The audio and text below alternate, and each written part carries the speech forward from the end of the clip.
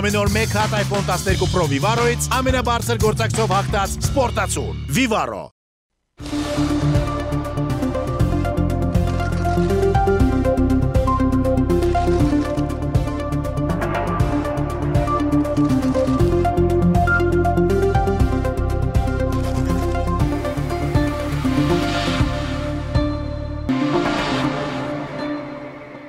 Բարև ձեզ, առաջին լրատվականը շարունակում է իր աշխատանքը եւ on-line տեսակապով կզրուցենք միջազգայնագետ Արմեն Խարազյանի հետ։ Բարև ձեզ, պարոն Խարազյան։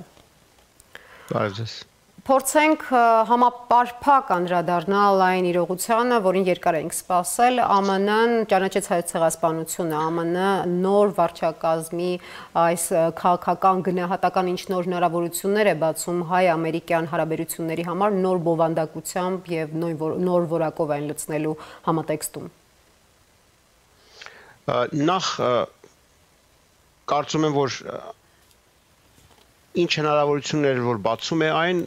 շատ առումով այդ հնարավորությունների օգտագործումը կախված է Հայաստանից, արդյոք Հայաստանը կկարողանա ինքն իր համար ճշտել ինչ նպատակներ է հետապնդում Ամերիկայի հետ իր հարաբերությունների մեջ եւ օգտվել դրանցից։ Ամենաառաջին կարևոր ազդեցությունը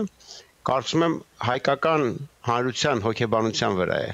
Միշտ այդ խոչընդոտը կար, որ Միացյալ Նահանգները վերապահ է ցեղասպանությունը ճանաչելուց նախագահի մակարդակով, այսօր այդ խոչընդոտը հաղթահարված է, բայց դրա օպերատիվացումը խնդիր է, որ չեմ կարծում դեռ Միացյալ Նահանգներում կամ Հայաստանում դրանով զբաղվել են արդեն, կարծես այսօր պետք է Հայաստանը հատկապես Միացյալ Նահանգների հետ իր հարաբերություններում սահմանի նպատակներ եւ ելնելով արդեն հաղթահարված առավել հոգեբանական, քան որևէ այլ կարգի խոչընդոտ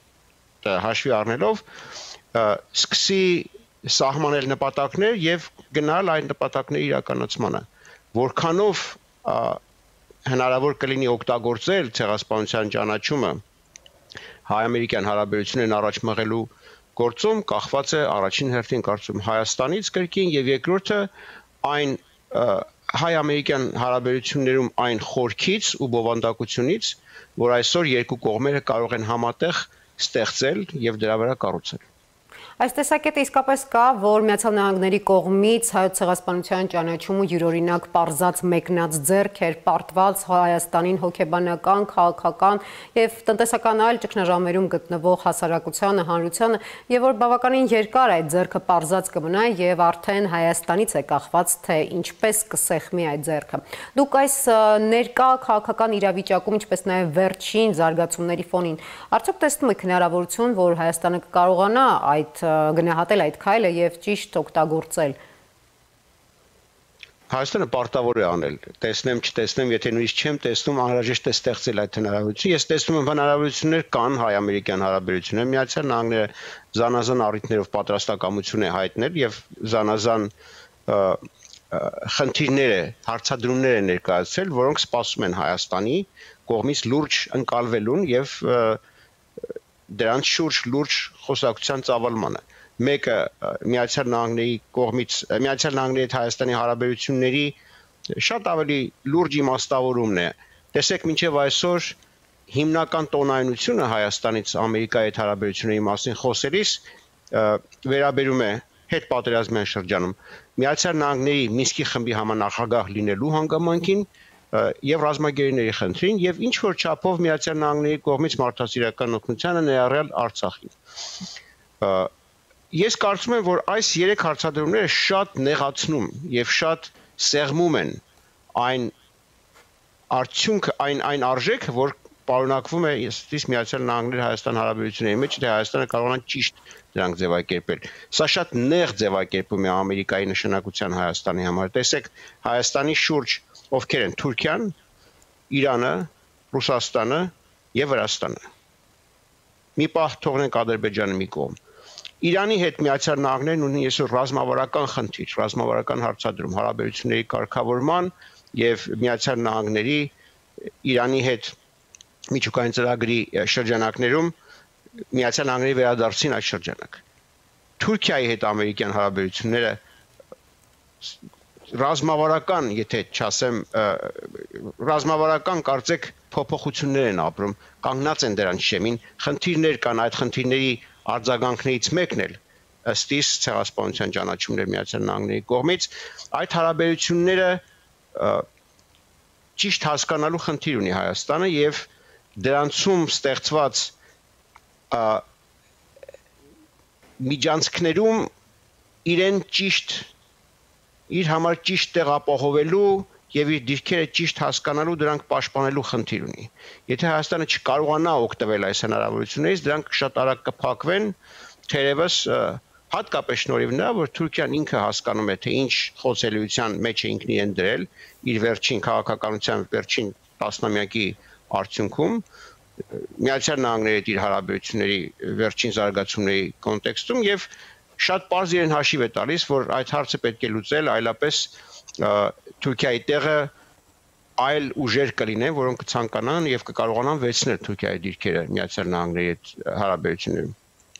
Օրինակ Հունաստանը։ Ռուսաստանի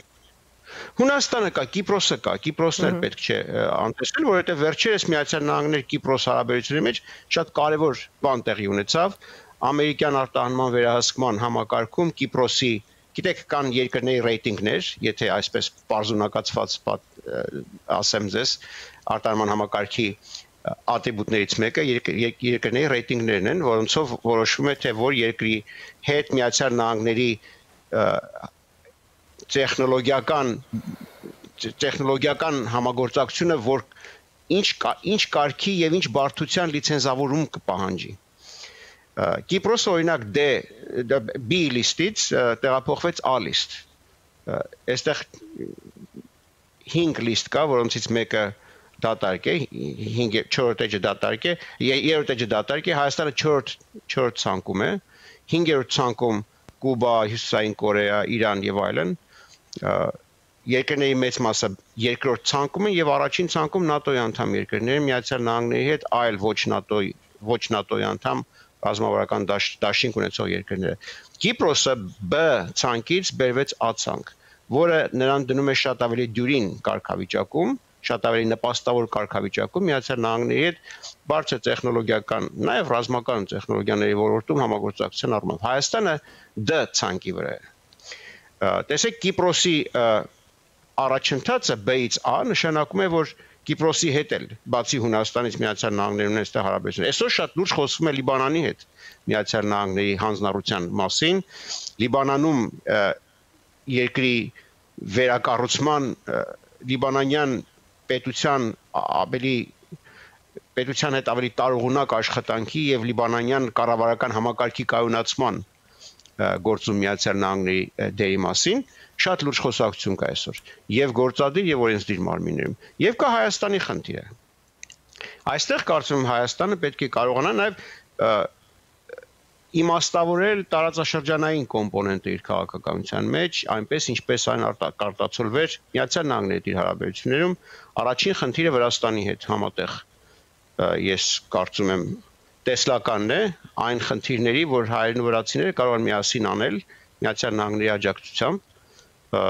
Ես կարծում եմ ենթակառուցվածքային խնդիրներ կան օրակարգում, էներգետիկ անվտանգություն կա, հաղորդակցությունների խնդիր կա, հատկապես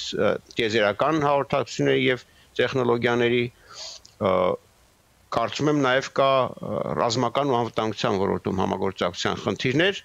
հրատապ խնդիրներ, որոնցով Հայաստանը կարող է զբաղվել թե միակողմ եւ թե բազմակողմ ձևաչափով Միացյալ Նահանգների հետ, բազմակողմ նկատի ունեմ Վրաստանի հետ։ Մյուս կողմից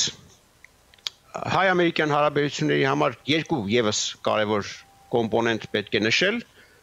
Առաջինը Իսրայելի հետ հարաբերություններն են, որ Հայաստանը աններելի ցածր վիճակում է այսօր պահում։ Իսրայելում Հայաստանը պետք է ունենա ռեզիդենտ դեսպան։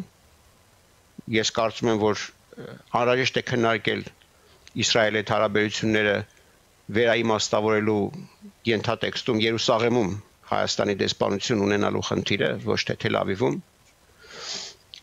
Իսրայելի հետ Հայաստանն ունի ռազմական եւ տեխնիկական համագործակցության հնարավորություն, ինչպես գիտենք, այդ հնարավորությունը եղել է մինչեւ պատերազմը Հայաստանին առաջարկվել է Հայաստանը չի ցանկացել գնալ այդ ճանապարհով, տեսնում ենք դրա արդյունքն ինչ է, եւ հայ-իսրայելական հարաբերությունները պետք է բերվեն լուրջ մակարդակի։ Պետք է մեծահասակացվեն, այսպես ասեմ։ Միացյալ Նահանգների հետ հարաբերությունները դրան կարող են օգնել, բայց նաեւ կարող են շահել դրանցից։ Եվ այստեղ երկուստեք խնդիր կա, որ Հայաստանը պետք է կարողանա տեսնել եւ ստեղծել սիներգիա այս երկու հարաբերությունների մեջ։ Վրաստանի հետ տարածաշրջանային կոնտեքստում հարցը շատ ավելի գործնական նաեւ հնչողություն կարող է ստանալ ի նպաստ Հայաստանի։ Եվ հաջորդը Թուրքիայի հետ ես կարծում եմ ուղիղ խոսակցությունների խնդիրն է, որ Հայաստանը անպայման պետք է լրջորեն նկատի ունենա։ Սա չի նշանակում Թուրքիայի հետ հաշտություն կնքել, չի նշանակում Թուրքիայի հետ գնալ բարեկամության, չի նշանակում Թուրքիայի հետ նստել եւ իրավական գնահատական տալ Արցախյան պատերազմում Հայաստանի դեմ գործադրված ագրեսիային, այնպես որ Հայաստանը կարծեք թե ինչ որ իրավական կնիք դներ այդ իրավիճակի վրա, ստատուս քվոն ամրապնդելու խնդիր չի այստեղ եւ ոչ էլ ճանաչելու Ադրբեջանի Արցախում ունեցած հաջողությունները։ Հակառակը, այստեղ Հայաստանը պետք է կարողանա իր ձեռքը վերցնել իր ամենադժվար հակառակորդներից մեկի հետ իր հարաբերությունների վարույթը Թուրքիայի, Թուրքիան Հայաստանի հակառակորդը եւ թշնամական կենցվածք է որդեգրել Արցախյան պատերազմում եւ նաեւ տարածաշրջանային խնդիրում։ Դա չի նշանակում որ Հայաստանը պետք է տա այդ հարաբերությունների վարույթը որևէ երրորդ երկրի, տվյալ դեպքում Ռուսաստանին։ Դա անթույլատրելի է, Հայաստանը պետք է կարողանա ուղիղ խոսել Թուրքիայի հետ իրեն վերաբերող հարցերի մասին։ Պատմության մեջ մենք տեսել ենք, թե ինչով են ավարտվում հարցերը, երբ վարույթը տրվում է որևէ երրորդ երկրի, արդյունքը Կարսի Մոսկվայի պայմանագրերն են, արդյունքը նաև այսօր Արցախյան պատերազմը դադարեցնող հրադադարի հայտարարությունն է եւ դրանից բխող հետևանքները։ Թուրքիայի հետ ուղիղ երկխոսություն պետք է լինի եւ այս ամենը պետք է տեղ ունենա եւ իմաստավորվի հայ-ամերիկյան հարաբերությունների այն տեսլականի մեջ, որ կարծեմ սպասում է Հայաստանի կողմից ընկալմանն ու այդտեղ Հայաստանի կողմից լուրջ ջանքերի գործադրմանը։ Հայաստանում ԱՄՆ դեսպանը խոսել է նաև պաշտպանական ոլորտում համագործակցության հնարավորության մասին, որը ենթադրում է Հայաստանին զենք զինամթերք մատակարարումը։ Եվ մասնարարապես հենց պաշտպանական ոլորտում ինչպես է հնարավոր այդ գործակցությունը հայ-ամերիկյան, հաշվի առնելով տարբեր իրողություններ, այդ ու նաև Ռուսաստանի գործոնը եւ այն փաստը, որ Ռուսաստանը այս պահին ապահովում Հայաստանի անվտանգային համակարգը։ Ես կարծում Ռուսաստանը Հայաստանի անվտանգային համակարգը չի ապահովում։ Ռուսաստանը Հայաստանի հետ ստեղծել է հրոտերաբանություն, որը կարծես բոլորի վրա այնպիսի տպավորություն է ստեղծել, թե Հայաստանի անվտանգությունն ապահովում է Ռուսաստանը։ Հայ-ռուսական համագործակցությունը երկու խնդիր ուներ, ինչպես բոլորս հիշում ենք, որոնք պայմանավորված, որոնք սահմանված էին հայ-ռուսական ռազմակայանի պայմանագրով, հայ-ռուսական սահմանապահ պայմանագրով, սահմանապահ զորքերի մասին պայմանագրով, ՀԱՊԿ շրջանակում եղած համաձայնագրերով, ինչպես նաև հայ-ռուսական մեծ բարեկամության եւ փոխադարձ պաշտպանության խնդիր կար։ Արցախի անվտանգությունը Հայաստանի ազգային անվտանգության երկու հիմնարար խնդիրների լուծում կար։ Մեկը ապահովել, որ Արցախը մնա ֆիզիկապես անվտանգ եւ ապահով, եւ երկրորդը, որ Թուրքիան չկարողանա ռազմական ներկայություն պրոյեկտավորել ոչ միայն Կովկասում, այլև հատկապես Արցախյան հակամարտության ոլորտում։ Այս երկու առաքելությունների մեջ էլ հայ-ռուսական համագործակցությունը ձախողվել է։ Սրանք Հայաստանի առանցքային երկու խնդիրներն են, երկուսն էլ չեն լուծվել։ Չնայած այս էկո համակարգին համաձայնագրերի փոխադարձ ռազմական անվտանգության հանձնարարությունները դրանցից բխող քաղաքական վերապահումների ու հանձնարարությունների։ Այսինքն հայ-ռուսական համագործակցությունը չի ապահովել Հայաստանի արչև կանգնած երկու ծանր անվտանգության խնդիրների լուծումը։ Այդ իսկ պատճառով Հայաստանը պետք է կարողանա վեր կանգնել եւ անցնել առաջ նախկինում ստեղծված այդ կարծրատիպերից, որ հայ-ռուսական համագործակցությունը Հայաստանի անվտանգության հովանոց է, որովհետև դա այդպես չէ եւ ստեղծի այն հովանոցը, որին անհրաժեշտ է։ Այստեղ խնդիրը չի գնում մեխանիկական փոխարինման մասին Ռուսաստանի մեկ այլ երկրով, լինի դա Միացյալ Նահանգները կամ Եվրամիությունը կամ որևէ մեկը։ Այստեղ խոսքը գնում է նրա մասին, որ Հայաստանը պետք է կարողանա ինքը ստեղծել իր հնարավորությունները, իր սեփական անվտանգությունն ապահովելու համար, ելնելով իր շահերից, իր նախընտրություններից, իր ռեսուրսներից։ Հայաստանի արտաքին դաշնակցային հարաբերությունները ում հետ էլ որ լինեն, պետք է ծառայեն Հայաստանի կարողությունների ամրապնդմանը, որոնք պետք է գնահատելի լինեն եւ շոշափելի, եւ մենք պետք է կարողանանք դա տեսնել։ Ոչ թե պարզապես դա ունենալ գաղափարների, թղթերի եւ կարծրատիպերի մակարդակում։ Հայ-ռուսական համագործակցությունը ցավոք կարծրատիպերի մակարդակում մնաց, դա չկարողացավ ռեալ օգնություն տալ, ռեալ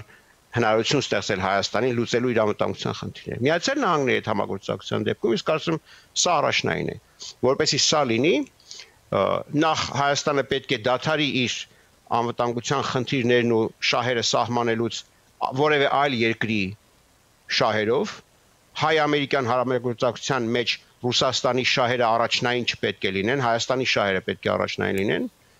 ինչպես նաև հայ-իսրայելական հարաբերությունների մեջ Իրանի շահերը չպետք է լինեն սահմանող, նրա թե Հայաստանը ինչ է անելու, պետք է լինեն Հայաստանի շահերը։ Այս առումով Միացյալ Նահանգների հետ ռազմական համագործակցությունը կարծում եմ անհրաժեշտ է, հատկապես որ ինձ թվում է որ Միացյալ Նահանգները ցանկություն եւ պատրաստակամություն ունեն այս հարցում Հայաստանի հետ աշխատելու, սրա մասին քանիցս արտահայտվել է, նաև քայլեր են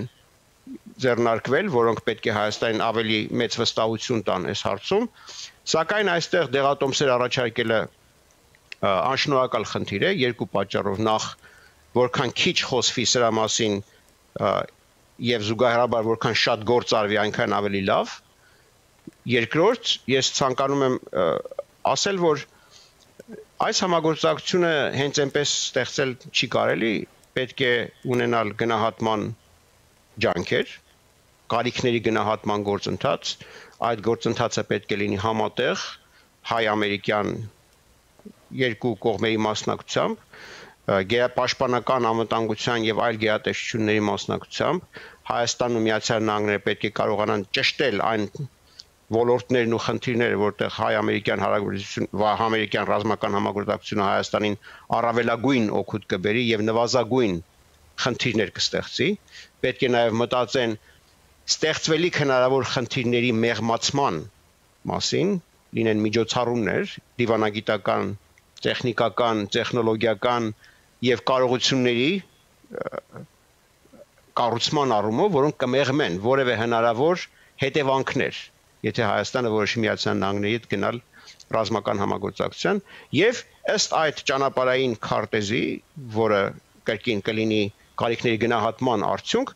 հայ-ամերիկյան հարաբերությունները կարծում ռազմական ոլորտում կարող են ունենալ շատ արդյունավետ հեռանկար, որը կրկին եմ ասում, պետք է դնել ժամանակային հեռանկարի մեջ եւ հասկանալ, որ սա գործընթաց է, մի գիշերում սա չի լինի, Ռուսաստանի խնդիրներ այո կան, կա Արցախի անվտանգության խնդիր այո, սակայն եթե Հայաստանը այսօր չանի այս անհրաժեշտ քայլերը ինքն իր խնդիրները իր ձեռքերով, իր կարողություններով լուծելու, ապա վաղը Հայաստանը կկանգնի շատ ավելի ծանր իրավիճակի առջև, քան այսօր է։ Եվ այդ գեոպոլիտիկ պատուհանը շատ արագ կարող է փակվել։ Շնորհակալություն հարցազրույցի համար, մեկնաբանության համար, հիշեցնեմ, որ on-line տեսակապով զրուցում էինք միջազգային ագետ Արմեն Խարազյանի հետ։ Գլխավոր իրադարձություններին շարունակեք հետևել Առաջին լրատվականի եթերում։